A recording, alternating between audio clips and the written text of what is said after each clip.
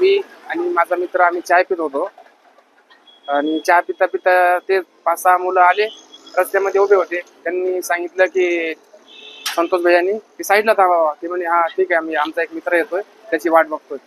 तर ते म्हणे टेबल सगळे रिकामे आहे, तुम्ही बसून घ्या बाबा.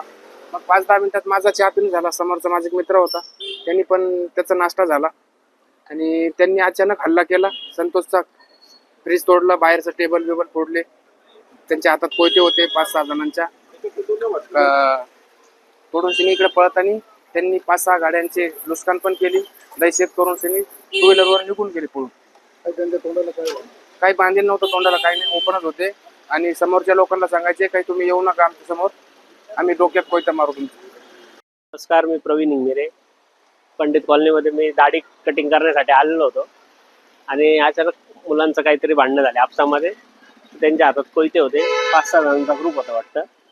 तर ते माझी गाडी आणि माझ्या बाजूला 2-3 गाड्या होत्या, सर्वांच्या काचा फोडत पळाले ते. आता ते कोण आहे काय ते पोलिसांनी तपास करावा. CCTV मध्ये येतीलच बहुतेक ते.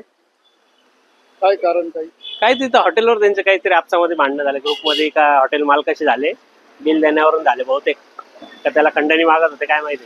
पण ते कोयते होते वाटतं, 3-4 जणांकडे कोयते होते. तर कोण होते काय माहिती नाही. 3-4 जणांचं नुकसान करून गेले ते. तर पोलीस 6 जणांच्या हातात कोयते होते. 2 जण गाडीवर तिथे उभे होते कवठी झाडाजवळ. मग इकडून गाड्या फोडून कवठीच्या झाडाजवळ ते गाडीवर बसून निघून गेले. काय त्यांच्या हातात कोयता, पाईप